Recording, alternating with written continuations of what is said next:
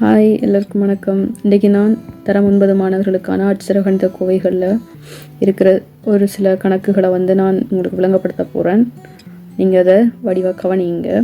முதலாவது உங்களுக்கு இருக்கிறது அட்சர கணித கோவைகளில் பிரதியிடல் இருக்குது. இப்போ இதில் நான் எப்படி இப்போ ஒரு தெரியா கணியத்துக்கு பெருமானம் தரும்போது அதை எப்படி பிரதியிட்டு விடைய பெறலாம் என்று செய்து காட்ட போகிறேன். முதலாவது P சமன் மறை அரை, அடுத்தது Q சமன் மறை 3. இப்படி ஒரு கேள்வி தந்திருக்கேக்க நாங்கள் எப்படி அதுக்குரிய தீர்வை காணலாம்னு பார்ப்போம். கேள்வி வந்தங்களுக்கு 2P சக Q இதன் விடைய காணும். இப்போ பாருங்க, நான் பிரதியிட போகிறேன். இதில் 2P சக Qவுக்கு 2 இலக்கம், அது எங்களுக்கு தெரியும். இப்போ நாங்கள் 2 அப்படியே எழுதுவோம். தர Pக்கு பதிலாக Pக்கு இங்கே என்ன பிரமாணம் தந்திருக்கணும்? மறை அரை. இப்போ நாங்கள் மறை அறையை பிரதியிடுவோம். இப்போ இங்கால சக Q இருக்கு. இப்போ சக Qவுக்கு என்ன பிரமாணம் தந்திருக்கோமோ அதை நீங்கள் எழுதுவீங்க. சய 3. இப்போ பாருங்க, 2 தர மறை அரை சக சய 3 மறை 3. இப்போ இதை தீர்த்தம்னு சொன்னால் இங்கே 2 இங்கே 2 இல்லாமல் போயிடும். ஈரோண்டு 2 இது 2 பிரித்தல் தானே. இப்போ இந்த 2 இல்லாமல் போயிடும். போச்சு தண்டா. இப்போ என்ன இருக்குது? இந்த மறை 1 தர 1 மறை 1. இங்கால என்ன இருக்குது? இங்கால நாங்கள் ஒன்றும் சுருக்கத்தை இல்லை, அதையே அப்படி எழுதினோம்னா சரி.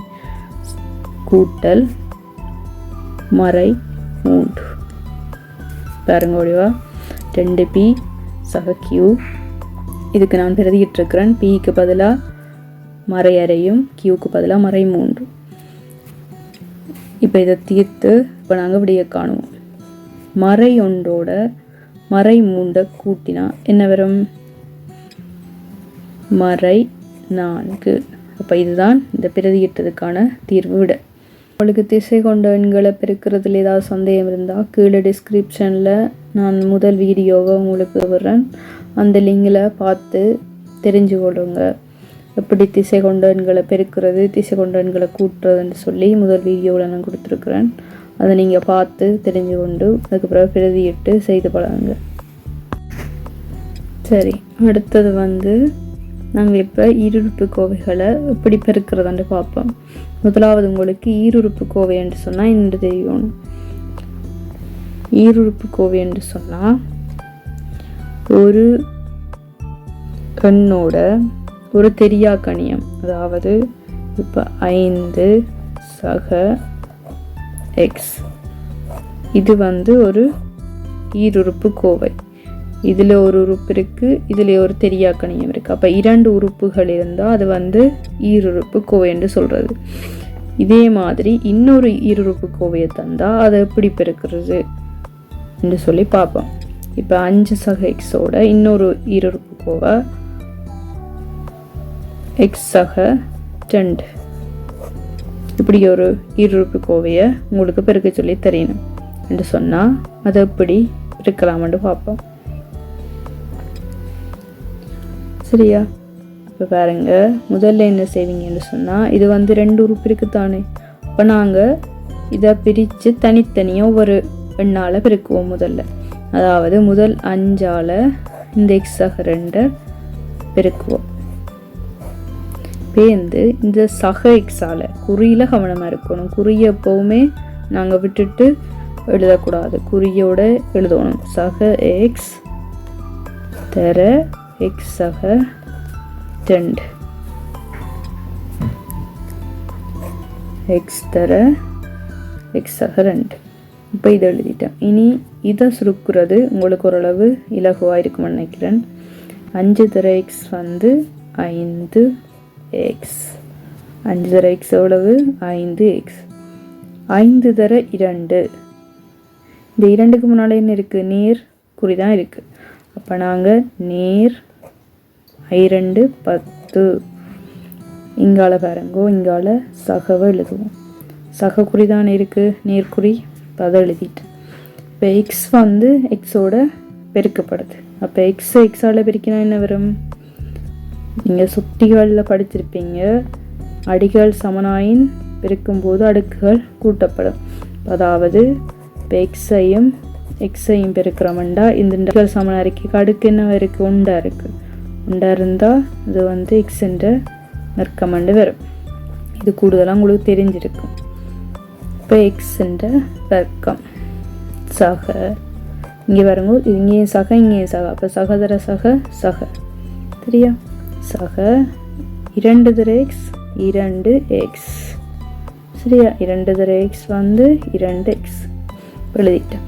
இப்போ இனி பாருங்கோ, எக்ஸ் வர்க்கம்ன்றது ஒரு கணியம். இன்னொரு வகைக்குள்ள இந்த எக்ஸுன்ற உறுப்புகள் இருக்கு. அடுத்தது ஒரு இலக்கம் இருக்கு. எக்ஸ் வர்க்கத்தில் ஒரு உறுப்பு இருக்கு, எக்ஸில் ஒரு உறுப்பு இருக்கு, எக்ஸ் அல்லாத இலக்கத்தில் ஒரு உறுப்பு இருக்கு. இப்போ நாங்கள் எக்ஸ்ன்ற உறுப்பில் வந்து 2 இருக்குது. அப்போ அதை நாங்கள் ரெண்டையும் கூட்டலாம். ஏண்டா ரெண்டுமே ஒரே இது தானே, அதால் இதை நாங்கள் கூட்டலாம். இப்போ வந்து இந்த 5 எக்ஸையும் 2 எக்ஸையும் கூட்டுவோம்.